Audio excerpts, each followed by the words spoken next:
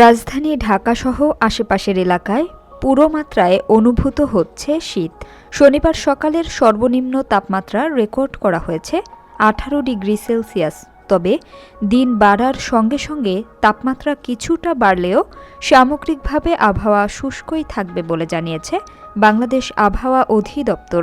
সকালে বাংলাদেশ আবহাওয়া অধিদপ্তরের ঝড় সতর্কীকরণ কেন্দ্র থেকে প্রকাশিত সকাল 7টা থেকে পরবর্তী 6 ঘণ্টায় ঢাকা ও পার্শ্ববর্তী এলাকার জন্য আবহাওয়ার পূর্বাভাসে এসব তথ্য জানানো হয়েছে।